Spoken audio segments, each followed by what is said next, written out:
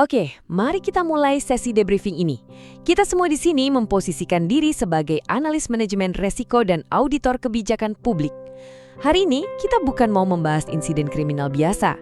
Kita akan melakukan bedah klinis secara tertutup mengenai sebuah kegagalan sistemik yang sangat parah di Yogyakarta pada bulan April 2026 lalu. Ya, kasus Little Aresya Daycare. Tolong singkirkan dulu semua asumsi personal, kita harus melihat tragedi ini murni sebagai sebuah anomali sistemik yang secara harfiah merusak masa depan anak-anak.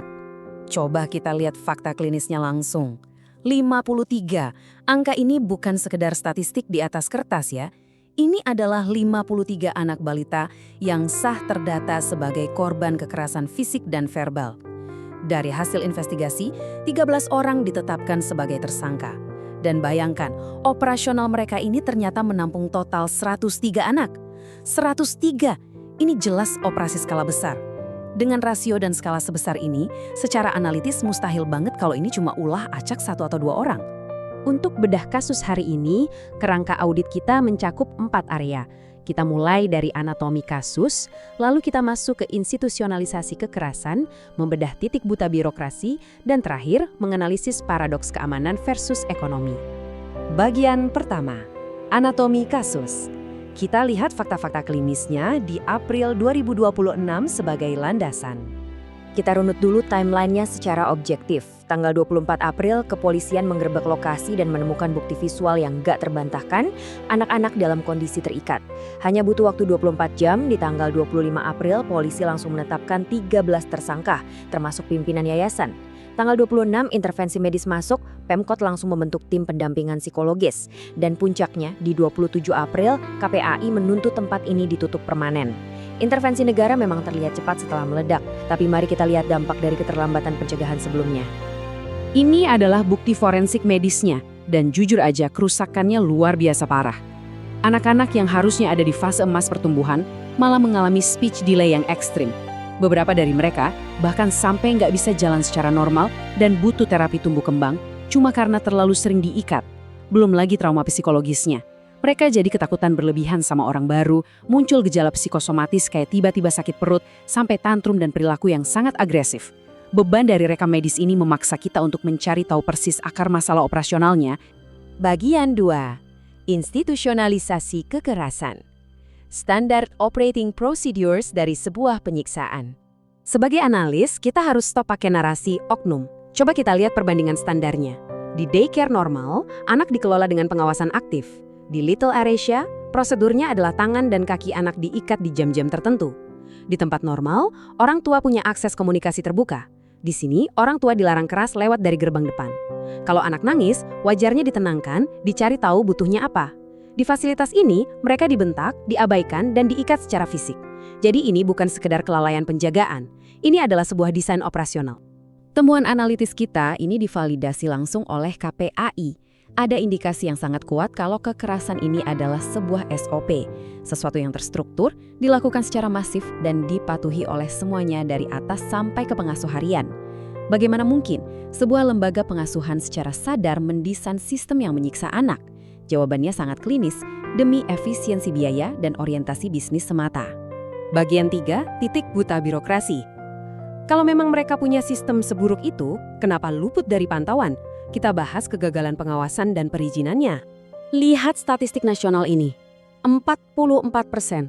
Ini adalah persentase daycare di Indonesia yang beroperasi tanpa izin.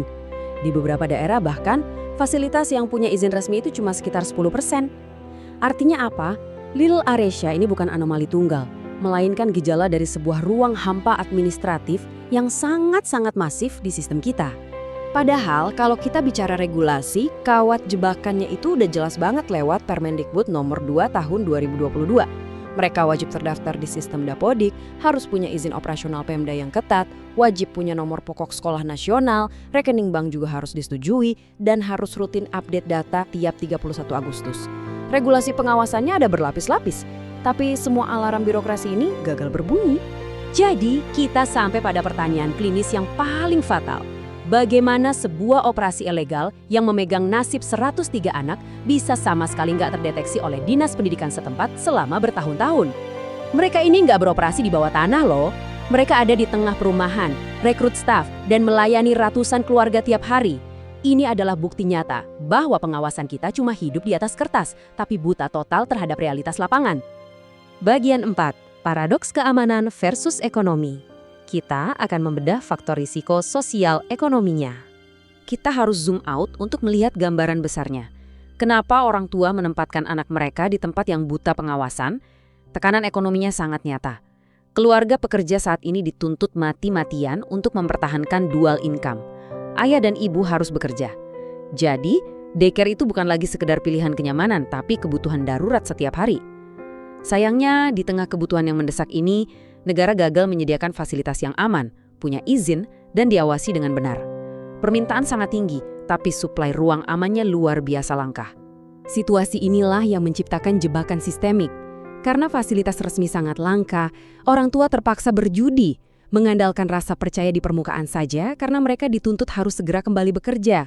Lebih dari itu, para staf di daycare juga terjebak. Mereka butuh pekerjaan, takut dipecat, dan akhirnya memilih bungkam, gak berani menjadi whistleblower meski melihat kejanggalan. Pemilik operasi tahu betul celah ini dan memanfaatkannya untuk memprioritaskan profit bisnis, mengorbankan aturan keselamatan yang paling mendasar sekalipun. Sebagai penutup di briefing ini, saya mau kita merenungkan satu pertanyaan fundamental. Skandal Little Aresya ini adalah bukti forensik bahwa kita bukan sekedar berhadapan dengan individu-individu yang kejam. Kita berhadapan dengan sebuah sistem yang menuntut keluarga untuk bekerja keras demi roda ekonomi, tapi di saat yang sama gagal memberikan jaminan keamanan paling basic bagi darah daging mereka sendiri. Apakah negara kita secara fundamental telah gagal menyediakan ruang aman bagi masa depan anak-anak kita? Ini adalah kenyataan pahit yang harus segera diatasi secara institusional sebelum ada lebih banyak lagi anak yang harus membayar harganya. Terima kasih sudah mengikuti sesi analisis.